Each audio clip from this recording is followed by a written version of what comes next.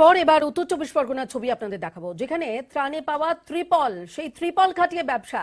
সরকারি ত্রিপলের নিচে একেবারে রমরমিয়ে হোটেলের ব্যবসা, আর এই নিয়ে আমডাঙ্গায় চাঞ্চল্য, শুরু হয়েছে রাজনৈতিক চর্চা। রাস্তার পাশে ত্রিপল খাটিয়ে হোটেল, কালো ত্রিপলে উজ্জ্বল বিশ্ব বাংলার লোগো। এই সরকারি ত্রিপল খাটিয়েই রমরমিয়ে চলছিল হোটেল ব্যবসা। উত্তর চব্বিশ পরগনার আমডাঙ্গায় চাঞ্চল্য। ঘূর্ণিঝড় মোকা থেকে বাঁচতে আমডাঙ্গা বিডিও অফিস থেকে ত্রিপল বিলি করা হয়। সাধারণত গরিব এবং যাদের পাকা বাড়ি নেই তাদের ত্রিপল দেওয়া হয়। সেই ত্রাণের ত্রিপলের নিচেই চলছিল বিরিয়ানির দোকান। প্রশাসনের নজর আসতেই ত্রিপল খুলে ফেলা হয়। নিজের বাড়ির জন্য অ্যাপ্লিকেশন করেছিল, আমরা সেটা দিয়েছিলাম, কিন্তু তারপর দেখলাম যে আজকে যে উনি দোকান করেছে একটা, সেই দোকানে লাগিয়েছে ত্রিপলটা। সেটা নজরে আসার পর আমরা আমাদের কর্মচারীকে পাঠিয়েছিলাম, ওনাকে বলা হয়েছে যে আপনি দোকান থেকে ওটা খুলে আপনি যথাস্থানে যেখানে আপনার প্রয়োজন আছে সেইখানে আপনি লাগান। পরিস্থিতি বেগতিক দেখে ত্রিপল খোলার পরে বিডিওর কাছে ভুল স্বীকার করে চিঠি দিয়েছেন অভিযুক্ত ব্যবসায়ী। তার দাবি, এই ত্রিপল আমডাঙ্গা বিডিও অফিস থেকে নেওয়া হয়নি। বাড়ির অবস্থা খুবই খারাপ, আমার বাড়ি লাগানো ছিল, এবারে আমরা নতুন দোকান একটা চালু করেছি, ঠিক আছে। আমি বাড়ি থেকে ওটা খুলে আমাদের অসুবিধার জন্য একদিনের অল্প সময়ের জন্য ত্রিপলটা এনে আমি লাগিয়েছিলাম, কিন্তু অসুবিধা দেখে আমি হচ্ছে ত্রিপলটা খুলে নিচ্ছি, আবার যেখানে ছিল সেখানে লাগিয়ে দিয়েছি। কাটমানি কোথায় গিয়ে পৌঁছেছে, মানে যে জিনিসটা আমি মানুষকে ত্রাণ হিসেবে দেবো, যে ঝড়ে যারা ক্ষতিগ্রস্ত হয়েছে তাদেরকে দেবো, সেই জিনিসটা বিক্রি হয়ে যাচ্ছে বিরিয়ানির দোকানে। এর থেকে হাস্যকর সরকার আর হতে পারে না। ইনকোয়ারি করার পরে যদি ফিট মনে হচ্ছে তাকে তিরপল দিয়েছে। সেই তিরপলটা যদি যে গ্রাহক সে যদি নিজে বাড়িতে না লাগিয়ে সেই তিরপলটা যদি নিজের কাজে ব্যবহার করে, নিজের ব্যবসায়ী কাজে ব্যবহার করে, এতে কোনো প্রশাসনের কোনো দোষ নেই। স্থানীয়দের অভিযোগ, গ্রামের অনেকেই আবেদন করেও ত্রিপল পাননি, আর কেউ সরকারি ত্রিপল ব্যবহার করছেন ব্যবসার কাজে।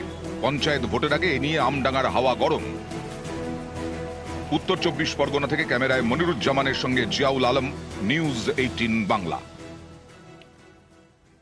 শুক্রবারই 36,000 প্রাথমিক শিক্ষকের চাকরি বাতিলের নির্দেশ দেয় হাইকোর্ট, এবং এই নির্দেশকে চ্যালেঞ্জ করে আইনি পথে যাওয়ার হুঁশিয়ারি দেন পর্ষদ সভাপতি। আর এই পরিস্থিতিতে দাঁড়িয়ে শনিবার পর্ষদ সভাপতি তার সঙ্গে দেখা করলেন চাকরিহারাদের একাংশ। আসরে নামলেন আন্দোলনকারী চাকরি প্রার্থীরাও।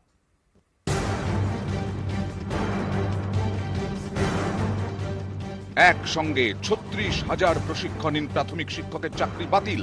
বিচারপতি অভিজিৎ গঙ্গোপাধ্যায়ের এক কলমের খোঁচায় শুক্রবার হাইকোর্টের নির্দেশ। এই নির্দেশকে চ্যালেঞ্জ করে আইনি পথে যাওয়ার হুঁশিয়ারি দেন প্রাথমিক শিক্ষা পর্ষদের সভাপতি গৌতম পাল। অলরেডি বোর্ড আইনি পরামর্শ নিতে শুরু করেছে, আইনি পরামর্শ নিচ্ছে। আমরা এই আদেশকে চ্যালেঞ্জ করে আমরা অ্যাপিল করতে যাচ্ছি। এখন যারা চাকরি করছেন তাদের সমস্ত যোগ্যতামান রয়েছে। একদিকে চাকরি বাতিলের নির্দেশ, সেই নিয়ে আইনি পথে যাওয়ার হুঁশিয়ারি পর্ষদ সভাপতির। এ নিয়ে কি বলছেন চাকরিহারারা? আন্দোলনকারী চাকরি প্রার্থীরাই বা কি বলছেন? শনিবার সল্টলেকের ওয়াই চ্যানেলে বিক্ষোভ দেখান চাকরিহারাদের একাংশ। এরপর যান প্রাথমিক শিক্ষা পর্ষদের অফিসে, কথা বলেন পর্ষদ সভাপতির সঙ্গে। আমাদের গৌতম পাল স্যারের সাথে কথা হয়েছে, কথায় আমাদেরকে স্যার আশ্বস্ত করেছেন, স্যারের সাথে কথা বলে আমরা সন্তুষ্ট। আমরা আমাদের মতন আইনি সিদ্ধান্ত নেব। যদি আমরা অ্যাপটিটিউড টেস্ট না দিতাম তাহলে এই প্রসিডিওরটা তাহলে হলো কি করে? প্রসিডিওরটা যে তাহলে ইনকমপ্লিট তো কেউ বলেননি, অ্যাপটিটিউড টেস্ট অবশ্যই হয়েছে, আমাদের কাছে প্রমাণও আছে, আমাদের ইন্টারভিউর কল লেটারই হচ্ছে তার কাছে প্রমাণ। সল্টলেকে বিক্ষোভ, শিলিগুড়িতেও বিক্ষোভ। বাঘাযতীন পার্কের সামনে অবস্থান বিক্ষোভে বসেন হাইকোর্টের নির্দেশে চাকরিহারাদের একাংশ। তাদের অনেকের হাতে প্ল্যাকার্ড। বিক্ষোভকারীদের দাবি, তাদের নিয়োগ হয়েছে নিয়ম মেনেই। 36,000 জন যে চাকরি মহামান্য আদালত যে বাতিল করেছেন, ওনাদের কথা হচ্ছে যে স্বচ্ছভাবে কারোরই নিয়োগ হয়নি। তো সেটা কখনোই প্রমাণিত নয় যে স্বচ্ছভাবে 36,000 জনই আমরা অস্বচ্ছভাবে আমাদের নিয়োগ করা হয়েছে। আমরা চাই যারা অস্বচ্ছ নিয়োগ হয়েছে তাদের অবশ্যই বাতিল করা হোক, কিন্তু আমরা যারা স্বচ্ছভাবে নিয়োগ করা হয়েছে আমাদের যেন চাকরি থাকে। ইন্টারভিউতে আমাদেরকে অকৃতকার্য করে রাখা হয়েছে। সেই সময় অ্যাপটিটিউড টেস্ট হয়নি, যেটা এখন বলা হচ্ছে। আমিও পরীক্ষা দিয়েছি, আরও আমাদের বন্ধুবান্ধব যারা পরীক্ষা দিয়েছে সবাই পরীক্ষা দিয়েছে। আমরা নিজেরাই সাক্ষ্য দিতে পারি যে অ্যাপটিটিউড টেস্ট হয়নি। পর্ষদ এবং সরকার একই মুদ্রার এপিটোপিট। তারা আজকে অ্যাপটিটিউড টেস্ট না নিয়েও জোর গলায় চিৎকার করে বলছে যে অ্যাপটিটিউড টেস্ট হয়েছে। তাহলে আমাদের প্রশ্ন, আমাদের অ্যাপটিটিউড টেস্ট হলো না, কিন্তু অন্যদের অ্যাপটিটিউড টেস্ট হলো কিসের ভিত্তিতে? হাইকোর্টের নির্দেশে 36,000 প্রাথমিক শিক্ষকের চাকরি বাতিল। এ নিয়ে চাকরিহারা এবং আন্দোলনকারী চাকরি প্রার্থীদের মন্তব্যে হাওয়া গরম। নিউজ 18 বাংলা।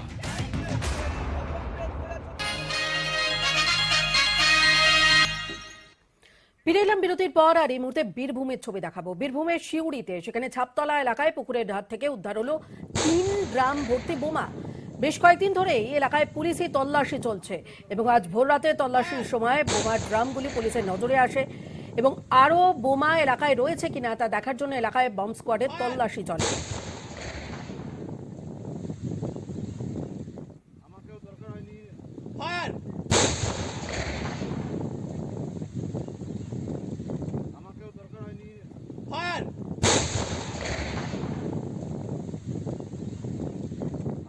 বীরভূমের শিউড়ির ছবি দেখতে পাচ্ছেন, যেখানে পুলিশি তল্লাশি এবং ভোর রাতে তল্লাশির সময় বোমার ড্রামগুলি পুলিশের নজরে আসে।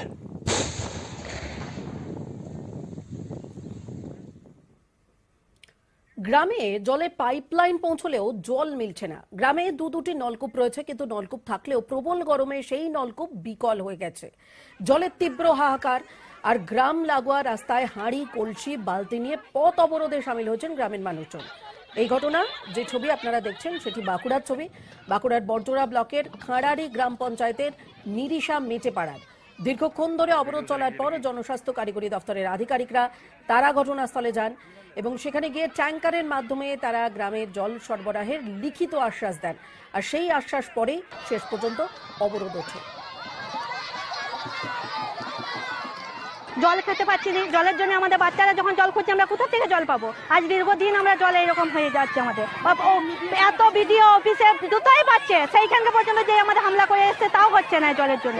পঞ্চায়েতে জানিয়েছে, জনখানে আমাদের যে জুড়ি ট্যাঙ্কি আছে সেইখানে যে পর্যন্ত হামলা করে এসছে তাও আমরা জল পাচ্ছি না। তাহলে আমাদের একটাই দাবি, আমাদের জল চাই। আজকে জল আমাদের 12টার মধ্যে দিয়ে দিলে আমরা পথ অবরোধ ছেড়ে দেবো, কিন্তু জল না থাকলে আমরা আজ এখানে যদি কিছু কাজ না হয় কাল ফুলবাড়ি মরে যায় কিন্তু আমরা অবরোধ করবো।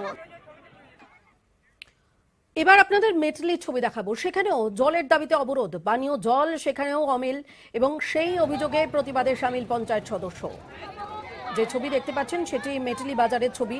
সেখানেও পানীয় জলের হাহাকার এবং সেই পানীয় জল অমিল বলেই প্রতিবাদে সামিল হয়েছেন মানুষজন, স্থানীয় মানুষজন। তারা প্রতিবাদ করছেন, পঞ্চায়েত সদস্যও রয়েছেন এই প্রতিবাদে।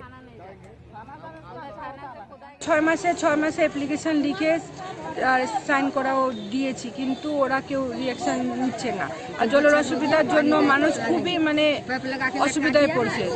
খাওয়ার জলও পায় না সময় মতন। আর পাইপ কানেকশন যে করা হয়েছে সেটা ভালো মতন করা হয় নাই, সেটা মানুষের বাড়ি বাড়ি পায় না। ওটা সব রোদের ধারে জল সব পড়িয়ে যায়। এখন আপনাদের ডিমান্ড কি? ডিমান্ড এটাই যে কানেকশন করা হয়েছে সেটা আমাদের সময় মতন দেওয়া হোক, আর যে সাইডে কানেকশন করা হয় নাই সেটা তাড়াতাড়ি শুরু করা হোক। কেন বাড়ির লোক জলের খুব সমস্যা।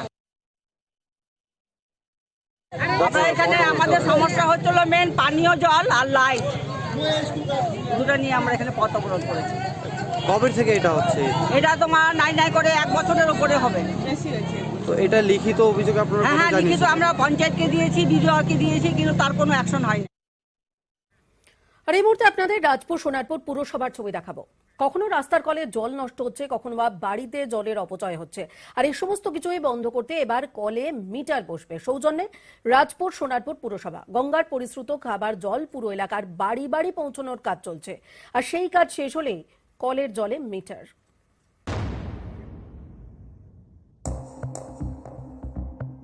দক্ষিণ 24 পরগনার রাজপুর সোনারপুর পুরসভা। এখানে বাড়ি বাড়ি যায় মাটির নিচের জল, এবার পৌঁছবে গঙ্গার পরিশ্রুত জল। সেই কাজই চলছে। এসবের মধ্যে পুরসভার মাথা ব্যথার কারণ জলের অপচয়। রাস্তার কলে লাগামহীন জল খরচ, অনেক বাড়িতেও জলের অপচয়। এসব বন্ধ করতে কড়া পুরসভা। জলের লাগামহীন খরচ বন্ধ করতে কলে কলে বসবে মিটার। একজনের জন্য বরাদ্দ 135 লিটার। গঙ্গার জল বাড়ি বাড়ি পৌঁছানোর পর বসবে জলের মিটার। প্রত্যেক বাড়িতে per day per head 135 litre জল পাবে, অর্থাৎ একটা মানুষ 24 ঘন্টায় তার প্রয়োজনের জন্য 135 লিটার জল পাবে। এটা দিতে আমরা বাধ্য, এবং এক্সেস জল তারপরে তার যদি প্রয়োজন হয় সেটা পরে ঠিক করা যাবে। রাজপুর সোনারপুর পুরসভায় অমৃত প্রকল্পের কাজ চলছে। বাড়ি বাড়ি পৌঁছবে গঙ্গার পরিশ্রুত খাবার জল। এর জন্য প্রত্যেক বাড়ি গিয়ে সমীক্ষা চালাচ্ছেন পুরকর্মীরা। গার্ডেন রিচের বুধঘাট থেকে গঙ্গার জল পৌঁছবে পুরো এলাকায়। এর জন্য কাজও প্রায় শেষের পথে। পুরসভার আশা 1.5 বছরের মধ্যে বাড়ি বাড়ি যাবে গঙ্গার পরিশ্রুত জল। শুরু হয়েছিল যখন এই প্রকল্পটা 2016 সালে 711 টাকার প্রজেক্ট ভ্যালু ছিল। উত্তরোত্তর সেটা বাড়তে বাড়তে প্রায় কম বেশি 1000 কোটি টাকার মতো দাঁড়িয়ে গিয়েছে। আমাদের পাড়া থেকে বাইরে রয়েছে, আমরা সেখান থেকে নিয়ে আসি। প্লাস আমাদের পাড়াতে টিউবকল আছে, সেই টিউবকল থেকে আমরা জল ব্যবহার করি প্রত্যেকেই। নলবাহিত জল যদি বাড়িতে বাড়িতে আসে তাহলে আপনাদের সুবিধা? অবশ্যই সবারই সুবিধা, আমার একার না, সবার সুবিধা হবে। মাটির নিচে কমছে জলস্তর, এদিকে জলের অপচয়ও রয়েছে। রাজপুর সোনারপুর পুরসভার দাবি, গঙ্গার পরিশ্রুত জল বাড়ি বাড়ি পৌঁছলে মাটির নিচের জলস্তরের চাপ কিছুটা কমবে, আবার মিটার বসালে জলের অপচয়ও কমবে। এই প্রেক্ষাপটে এখন শুধু বাড়ি বাড়ি গঙ্গার জল পৌঁছানোর অপেক্ষা। সোনারপুর থেকে অর্পণ মণ্ডল, নিউজ 18 বাংলা। Coming up,